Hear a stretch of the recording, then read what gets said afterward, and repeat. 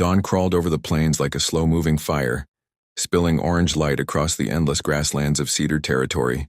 The dew still clung to the wild sage and buffalo grass, sparkling like frost in summer, and the world felt quiet, almost gentle, except for the soft groaning of old ranch fences and the distant call of a red-tailed hawk circling above the horizon.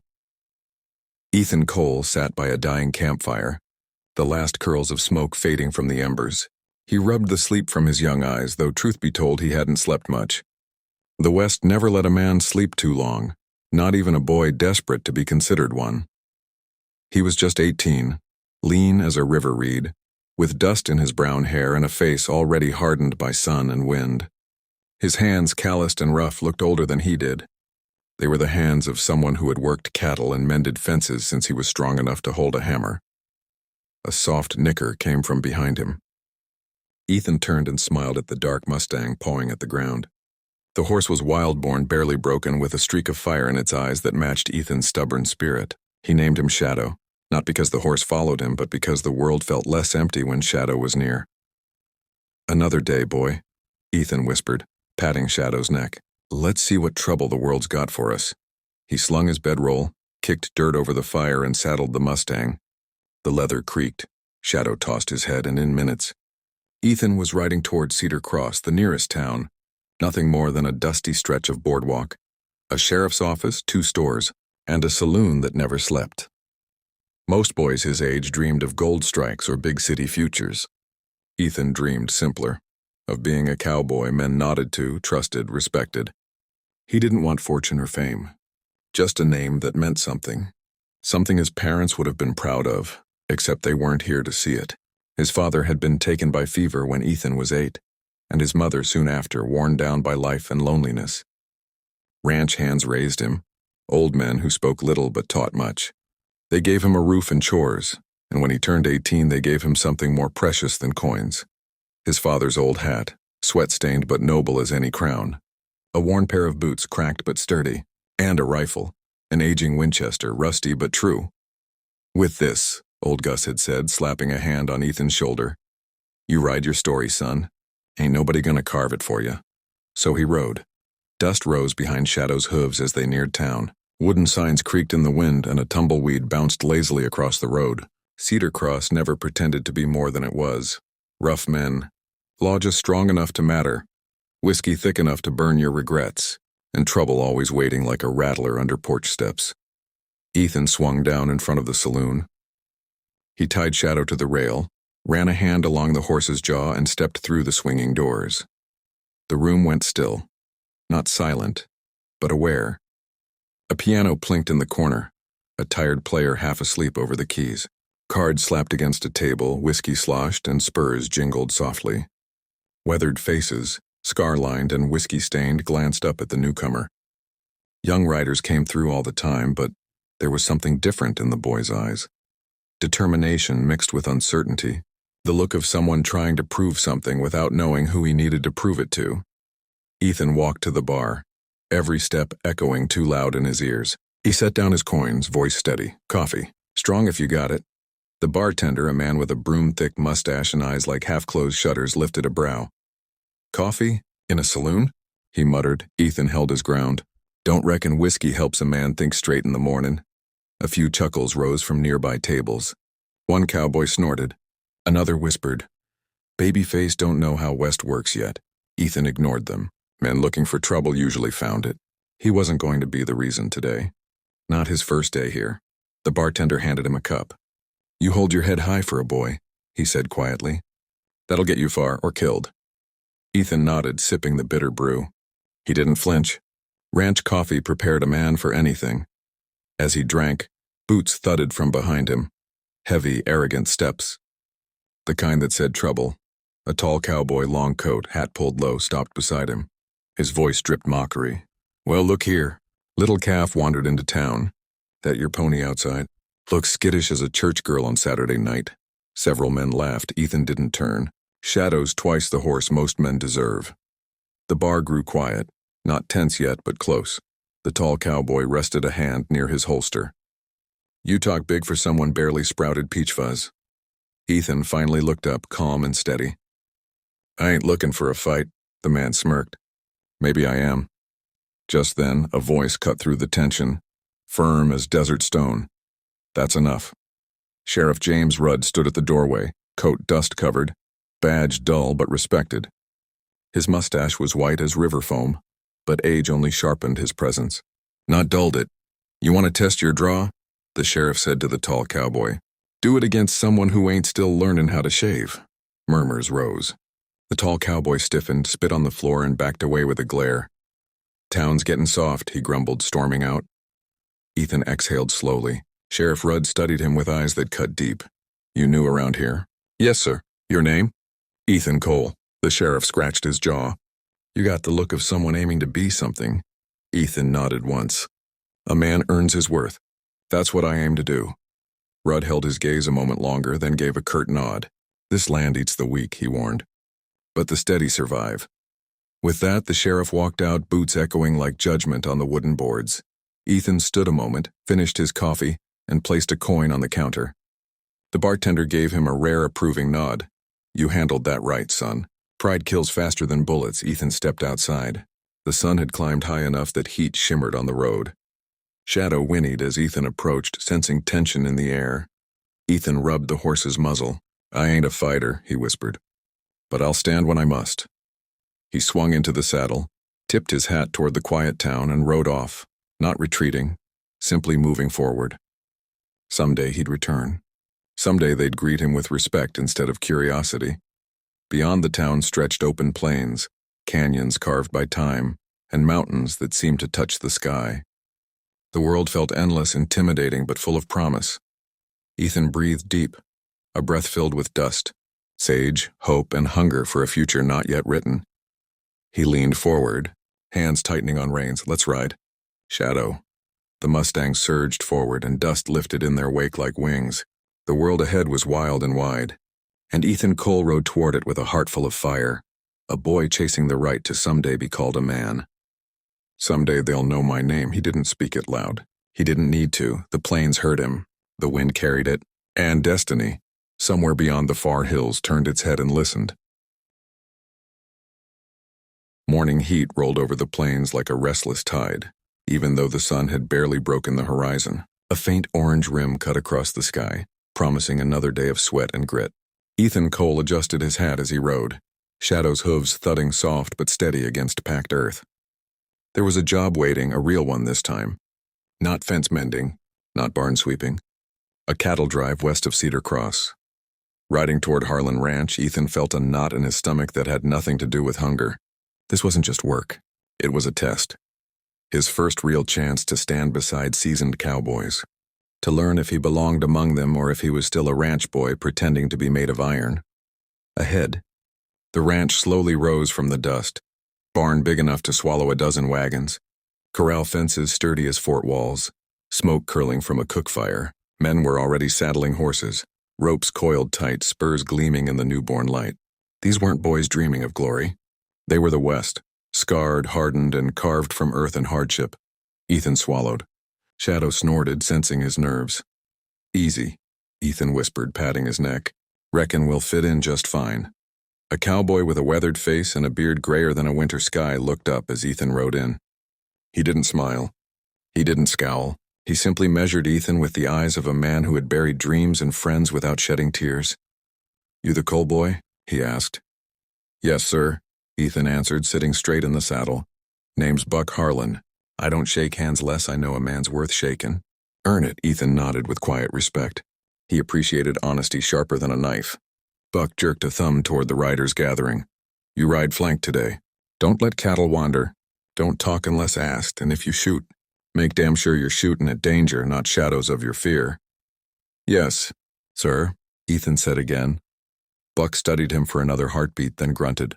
You call me sir again, I'll put you shoveling manure for a week. This is a ranch, not a schoolhouse. A couple of cowboys chuckled. Ethan allowed himself the slightest smile. Understood. Buck. With a curt nod of approval, Buck turned away, barking orders. Men mounted up and formed positions, dust drifting like a veil around them. Ethan rode to the flank as told, keeping Shadow parallel to the slow, heaving river of longhorns. The cattle moved, grunting and snorting, their horns wide like skeletal tree branches. The smell of hide, sweat, and earth mixed thick in the morning air. 3 sharp whistles cut through the noise and the drive began. By mid-morning, the sun beat down mercilessly. Sweat carved lines through the dust on Ethan's face.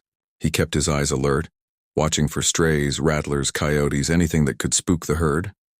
Buck rode near him, quiet for a long stretch. The cattle bawled. Horses snorted. Wind carried the smell of sage and distant rain that wouldn't come. "You ride decent," Buck finally said, not nervous like most greenhorns.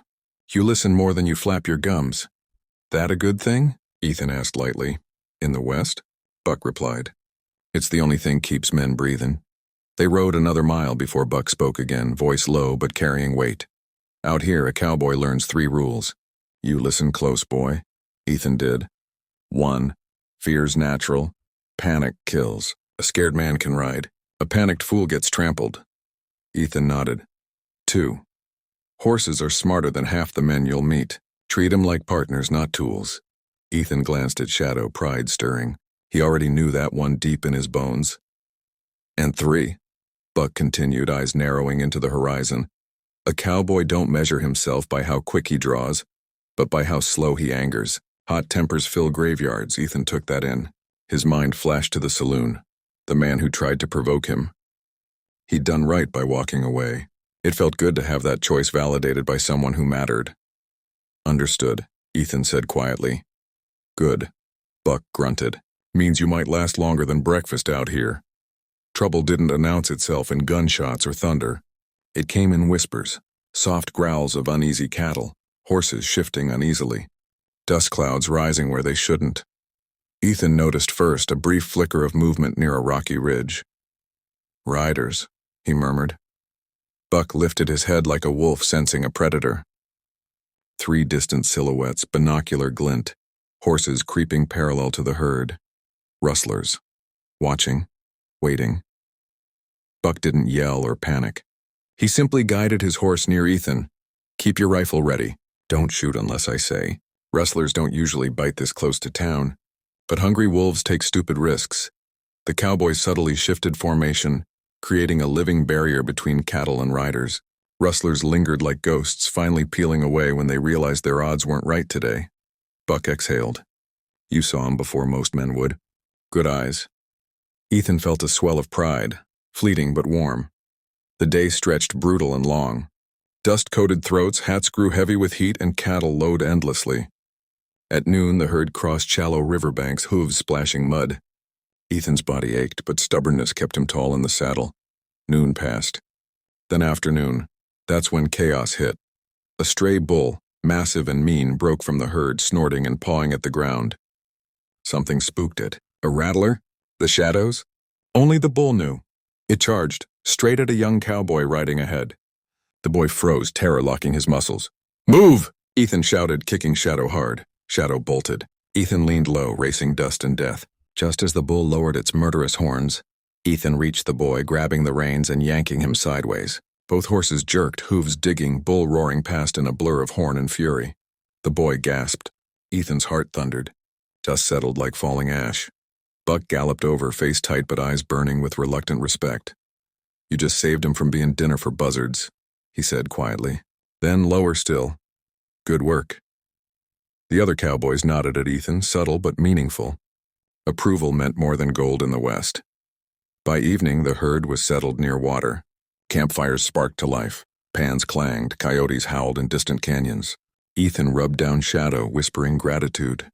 The horse nudged him gently, bond sealed deeper by danger shared. At the fire, beans and coffee passed around. No laughter yet, just weary silence, crackling flames, and night wind humming through mesquite. Buck sat beside Ethan, sharpening a knife. Sparks spit into the dirt. "You did good today," he said, eyes reflecting firelight. "Got grit. Got sense. 2 rare things in a young man." Ethan nodded humbly. "Still got a lot to learn." "Good," Buck grunted. "The second a cowboy thinks he's learned everything, that's the second the desert digs his grave." Silence again, but comfortable now. After a moment, Buck gestured toward Ethan's worn guitar strapped to his saddle. "You play?" "A little. Play something.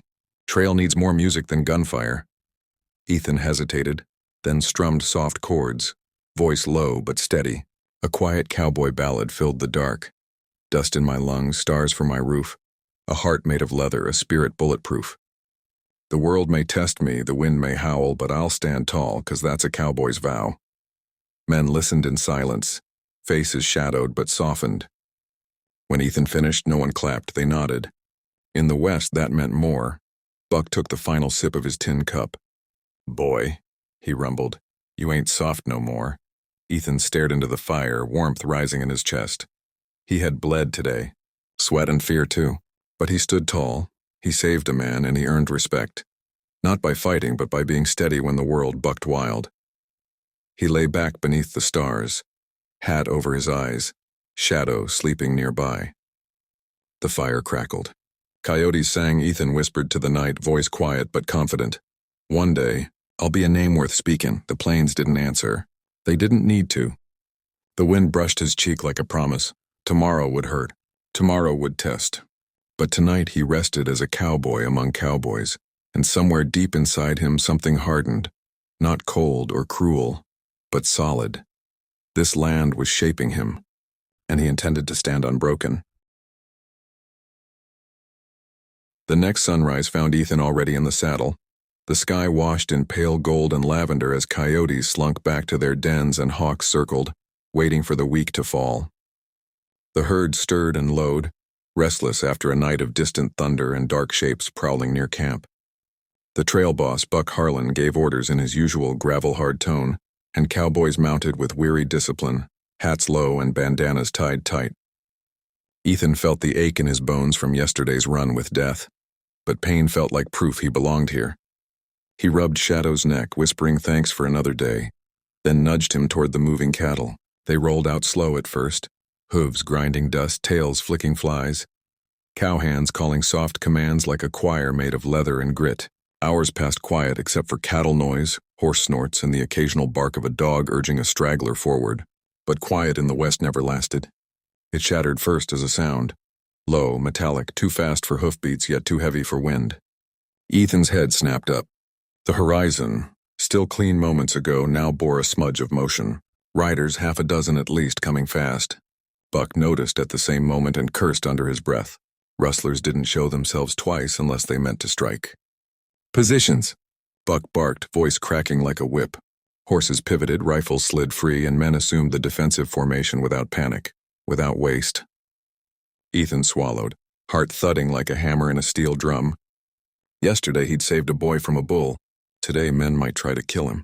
The approaching riders split into two flanks, smart, practiced, predatory. Their coats flapped long and dark, faces masked with scars and dust, guns slung low like venom ready to strike. The leader raised his hand. Everything stopped. Even the cattle froze, sensing iron and death in the air. "Morning, Harlan," the lead rustler drawled, voice thick like a man born in whiskey and sharpened in prison. "Mighty fine herd. We'll be taking a dozen heads as toll for passing through our land." Buck spat into the dust. "Your land? Last time you owned dirt, it was a grave you crawled out of." The rustlers chuckled low. The leader leaned forward in his saddle. "Then we take instead of ask." He reached for his gun. The world became sound. Not gunfire yet, but the metallic chorus of slides cocking, safeties snapping off, leather scraping steel. Ethan's breath locked in his chest. This was it. No saloon talk, no training story, no quiet lesson under stars. This was the moment a boy either broke or became iron. But Buck didn't give the order to fire. Instead, he called steady and calm. "You fire first, we end you." Silence pressed down heavier than storm clouds. Standoff. Sweat slid down Ethan's spine like ice. A steer bawled, unsettled, as if adding voice to the tension.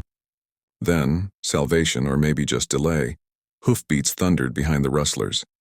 A second group appeared, dust cloaking them like ghosts from the desert. For a second everyone tensed further until the glint of badges flashed sunlight like tiny stars. Sheriff Rudd and his posse. The rustlers cursed. Their leader's lip curled like a wolf denied meat. Sheriff Rudd didn't shout. He didn't threaten. He simply rested a calm gaze on them, hand nowhere near his gun, which somehow made him more dangerous. "You boys forgot Cedar Law," he said mildly. "And I don't take kindly to forgetful men." The rustlers hesitated, knowing a fight meant death. Then the leader hissed like a snake cornered, jerked his reins, and spat in the dust. "This ain't done." They wheeled away, vanishing in a storm of hooves. When the dust settled, Ethan realized his hands were shaking. Sheriff Rudd rode up, calm as dawn itself. "Good men stand steady before they stand fast," he told Buck, though his eyes flicked to Ethan.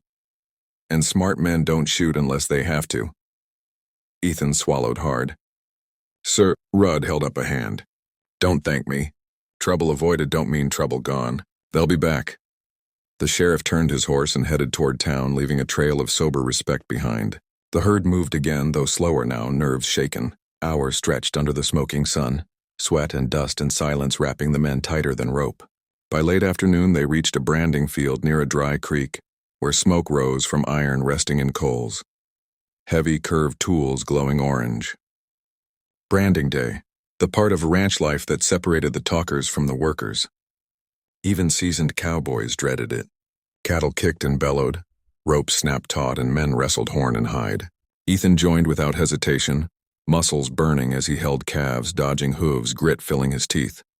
Shadow watched from a fence rail, ears flicking as if judging whether Ethan remained worthy. Then came the branding strike, searing flesh, smoke rising, smell of burnt hair. The low animal moan that settled into a man's nightmares whether he wanted it or not. Ethan gritted his jaw. The West carved men raw, but the weak weren't given room to complain. Hours passed in pain and sweat and the clang of iron returning to fire. When dusk finally bled across the plains, Ethan stood trembling, not from fear this time, but from exhaustion and something deeper. Purpose. Buck approached, face unreadable. Many men swing ropes.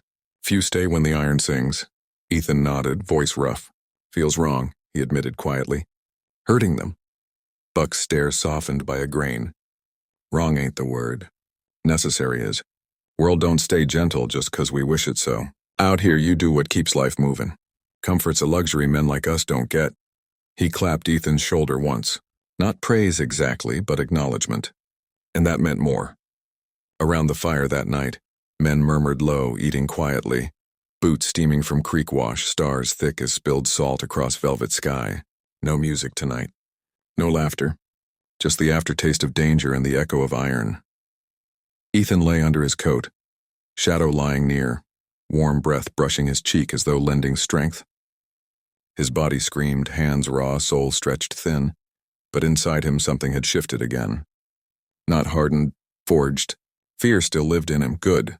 A cowboy without fear was a corpse waiting for burial, but panic was gone. He'd stood when iron glowed, when guns nearly sang, when sweat turned earth to clay beneath his boots. He watched the stars and whispered to himself, not in bravado but in promise. "I ain't a boy chasing respect. I'm a man earning it." The wind answered, cool and slow, like the plains understood. Somewhere wolves howled, not threatening but acknowledging another creature learning to survive the wild. Ethan closed his eyes, hand resting on Shadow's mane. Tomorrow the trail would test him again. Tomorrow danger might not ride away. But tonight, in the company of fire, iron, and honest labor, Ethan Cole belonged, not by words, not by youth, but by grit. The world did not give him a place. He carved one, and the West, harsh, merciless, beautiful, accepted him, not as legend yet, but as one who might someday earn the right to be one. The morning sun crawled over Tumbleweed Ridge like a slow-moving wildfire, painting the dust-stained town in gold and shadow. Wyatt stood on the porch of the livery stable, hands resting on the worn wood railing, watching his breath fog in the cold dawn air. Sleep had been short and restless. He'd spent most of the night replaying every second of the gunfight. Every word Atticus had spoken, every line his father once hammered into him. A man is only as good as the peace he leaves behind. But peace felt farther away than ever. Cinders pawed at the dirt below, restless, sensing the tension that clung to the streets like smoke. Wyatt reached down and brushed his horse's mane, trying to calm the knot twisting inside him like barbed wire. Folks were beginning to stir. Windows creaked open and lanterns flickered out. A few townspeople nodded at him, awkward, unsure whether to admire or fear the young cowboy who had stood against a seasoned outlaw and walked away breathing. In the West, that kind of reputation was a blessing and a curse. Inside the sheriff's office, the clank of barred doors and the murmur of tired voices drifted out. Most of Atticus's men lay bruised and cuffed. Only one bunk was empty.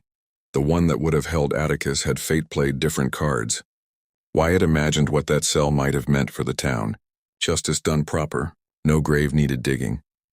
The main door swung open and Sheriff Briggs stepped outside, rubbing weary eyes beneath his hat. His voice was gravelly when he spoke. "Mornin', son. Didn't expect you up this early." Wyatt kept his gaze on the horizon. "Didn't sleep much. None of us did." Briggs sighed, leaning against the post beside him. "Town's talking about you. Half think you're a hero, other half think you stirred something fierce." Wyatt's jaw tightened. Atticus rode in looking to spill fear. "I just stood in his way. Sometimes standing in the way paints a target on your back." Wyatt turned, eyes cold but steady. "Let 'em paint. I ain't setting roots. Just happened to be here when trouble found me." Briggs studied him, then chuckled softly. "You sound like you're trying to convince yourself more than me." Before Wyatt could answer, the ground trembled. Hooves, not thunder. The sheriff's head snapped up. Wyatt's instincts flared like a struck match. In the distance, dust plumed and horses thundered toward town, shadows riding hard through the sun haze. Armed silhouettes, too many to mistake for travelers. Briggs cursed under his breath. "Reckon these ain't churchgoers." Wyatt was already pushing off the railing. Atticus had brothers, right? "3 meaner than heat-struck rattlesnakes," Briggs muttered. "And they just lost one." Wyatt's stomach dropped, not from fear, but from the grim weight of inevitability. Violence didn't end simply because the hero fired first. It echoed. It returned. The sheriff shouted into the street. "Everyone inside! Lock doors!" The town scattered like startled birds, shutters slamming, boots pounding boardwalks. Wyatt didn't hide. He walked into the open street like he had stepped into a storm he'd long been preparing for. 5 riders slowed to a halt 20 yards away, dust settling around them. Their faces were hard, sunburnt skin, whiskey-rough eyes, and fury simmering beneath every breath. The tallest dismounted first, broad shoulders, scar across the cheek, a presence heavy as stone. Wyatt recognized the bloodline instantly. Same sharpened gaze, same cruel smirk. "You put my brother in the dirt," the man growled. "Now I'm here to put you there." Wyatt stood with palms open at his side, stance loose but ready. "Your brother came here looking for blood."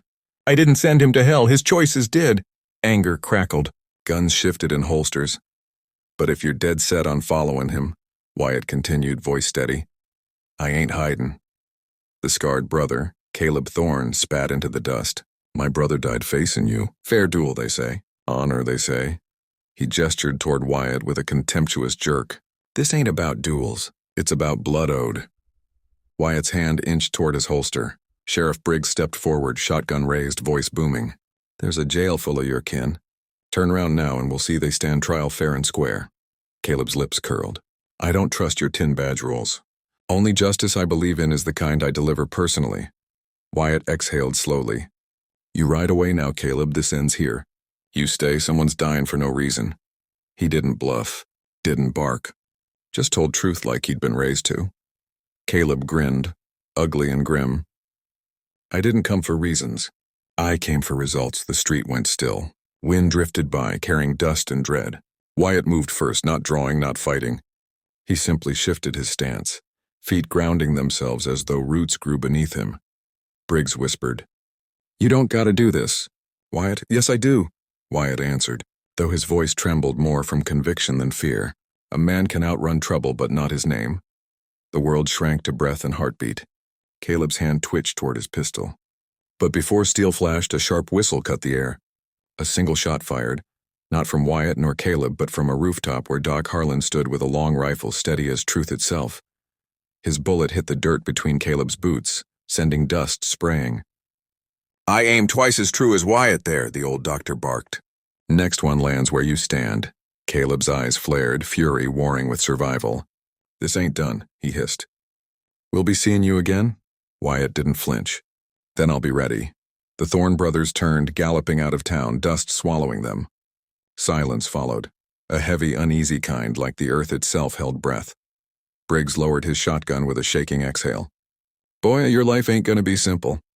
Wyatt saddled Cinders, tightening the strap with steady, determined fingers. "Never figured it would be." Doc climbed down, his hat crooked and voice gruff. Son, you got two roads ahead.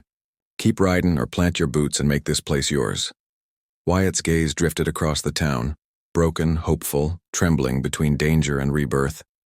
He thought of the quiet hours spent fixing fences, teaching boys to shoot proper, and warning hot-headed men off bad paths. He thought of the people who had begun to trust him, to depend on him, and he thought of the thorn shadows stretching across the horizon. I ain't staying forever, he murmured. But I ain't running either, Briggs nodded. Then we stand together. Wyatt mounted, surveying the land that had become his battlefield and his refuge all at once. The West was wild not just because of danger but because of choice, freedom, responsibility. He had come searching for who he was. Now he knew, a young cowboy not yet hardened by hate, a man fighting not for power but for peace, a soul shaped by loss but led by honor. The wind tugged his coat. The dust settled. The town breathed again. Wyatt tipped his hat. Let's get ready. Trouble ain't done traveling. And with that he rode forward, not away but deeper into the life he'd never planned yet somehow belonged to. Dawn rolled over Tumbleweed Ridge like the slow lift of a prayer, thin light stretching across rooftops and wagons, and the hard-packed earth where so many boots had walked, fought, worked, bled, and dreamed. Wyatt sat on the fence behind the livery, hat low, hands wrapped around a tin mug of black coffee that steamed in the chill. Cinders grazed nearby, snorting softly as if reminding the world it was still breathing. The town woke quiet today, not with fear but with something strange and unfamiliar to these parts. Respect. Cautious respect, but real. Yesterday's confrontation with Caleb Thorne had changed things. Wyatt wasn't just another dusty drifter now. His name, once carried only by a father's old letters and a dead hero's memory, was whispered in saloons and behind washing lines, spoken like a promise and a warning. Wyatt Creed, young, quick, steady, and dangerous only in the name of right. The sheriff approached, boots crunching frost. Town council's meetin' in an hour, Briggs said with a tired half-smile. They're fixing to ask you to take deputy badge permanent, or even share the chair with me. Wyatt sipped his coffee, eyes on the horizon. Ain't built for sitting behind a desk or running folks' disputes about goats and fences. Briggs chuckled. Thought you'd say that. But I had to ask. Town doesn't get many men who choose duty without wanting reward. No reward but peace, Wyatt murmured. The sheriff's face softened. That's reward enough for some. Wyatt didn't answer. He couldn't, not yet. Because deep inside something restless still stirred. The West called like an open wound and an open sky at once. He wanted peace. But he knew peace and a gunman rarely traveled the same trail long. Bootsteps approached, lighter ones this time. Tommy, the kid who'd once shaken at the sight of a drunk troublemaker, now stood tall with a patched vest and a wooden training gun Wyatt had carved for him. His freckles glowed under morning light as he looked up proudly. I've been practicing drawing just like you showed me, he announced. Doc says a steady hand will keep me alive, same as a doctor's. Wyatt smiled, ruffling the boy's hair. Doc's a wise one. But your fastest draw should always be your mind, not your gun. Tommy nodded, serious. I'm gonna protect folks too someday. Wyatt's heart pinched. That was the kind of promise heroes made. And heroes paid for. Make sure you grow into a good man first. Guns don't make men brave, choices do. Tommy puffed his chest. I'll do both, Briggs snorted. Kid's got more grit than a sandstorm. Wyatt looked at the boy, seeing a reflection of who he once was. Before loss carved heaviness into young bones. I'm proud of you. Town'll need steady hands after I ride. Tommy blinked. You're leaving? But you saved us. Wyatt crouched, meeting the boy's eyes. Town's not saved because of me. It's saved because good people decided not to bow to bad ones. You keep growing, and this town won't need riders like me much longer. Tommy swallowed hard, nodding like men do when they don't want to cry. Then you promise you'll come back? Wyatt put a hand on his shoulder. If the wind ever blows trouble this way again, you'll hear my boots before it arrives. The boy ran off, trying to look strong, but wiping his cheek anyway. Wyatt watched him go, a knot tightening in his chest. Strange how a drifting life could tangle itself in hearts without permission. Before he could stand, Doc Harlan strode up, rifle slung, coat fluttering like a crow's wing. Sheriff tells me you're riding out. Wyatt nodded. Soon as I settle accounts and say my goodbyes, Doc snorted. Boy, the West don't forget men like you. You sure it ain't better to plant roots now while the ground's soft? Wyatt looked toward the mountains, cutting the morning sky. Roots need soil that's still. My boots aren't done walking yet. Doc stared long at him, then pressed something into his hand. A folded cloth, inside it a brass spur, old, polished, and engraved. Wyatt turned it over gently. He'd seen one like it once, on his father's boot. It was your pa's, Doc said, voice gravel caught in memory. He saved my life back when I thought whiskey cured bullets. I've been keeping this since his last ride. Reckoned you'd know what to do with it now? Wyatt stared at it, throat tight. A tether, a legacy, a weight and a gift. Thank you. He weren't perfect, Doc muttered, wiping his eye as if dust attacked him. But he were a good man. Same as you're trying to be. Wyatt tied the spur to his saddlebag, almost reverent. I ain't half the man he was. Doc's gaze hardened. No, boy. You aim to be better. That's the burden of sons worth raising. Silence settled, deep and warm. No praise, no speeches, just truth. By midday, the town gathered to see him off. Not with brass bands or cheers. This wasn't that kind of place. Men tipped hats. Women nodded with quiet gratitude. Old miners saluted with shaky hands. The blacksmith handed Wyatt a sharpened horseshoe. The barkeep gave a wrapped biscuit with jerky. These weren't gifts, they were honors, Western style. Even the jailed Thorne men glared at him with reluctant respect. Caleb Thorne was nowhere in sight, but Wyatt felt him out there in the winds, sharpening vengeance like a whetstone on bone. Wyatt swung onto cinders. The sheriff stepped forward one last time. Trail's long. If ever you need a place to lay your head, you got one here. Wyatt tipped his hat. If trouble rolls through again, ride for me. Briggs smirked. Town'll stand taller next time. You lit the fire. Wyatt nudged cinders forward. Hooves struck dust. The world stretched ahead. Mountains, plains, dangers, and songs yet unwritten. Behind him, Tumbleweed Ridge stood stronger. Ahead, who knew? He didn't ride fast. He didn't ride slow. He rode steady. The pace of a man who knew destiny wasn't the race but the direction. The horizon swallowed him inch by inch. The sheriff whispered, "There goes a legend in the making." Tommy whispered louder, with hope fierce as sunrise, "He'll come back. I know he will." Wyatt didn't hear, but maybe he felt it, a tug in his chest like destiny's hand. He touched the spur his father once wore, letting it remind him that honor wasn't a place or a badge. It was a road he was born to ride. So he rode, toward danger, toward justice, toward wherever men needed someone brave enough to say no further. Alone, but never truly solitary. Guided not by fame but by duty. A young cowboy with ghosts behind him, hopes ahead, and a code carved into his bones by time, loss, and love. Stand straight, ride true, and leave the world a little braver than you found it. And somewhere on the wind, the West whispered his name like a promise not yet finished. Wyatt Creed rode on,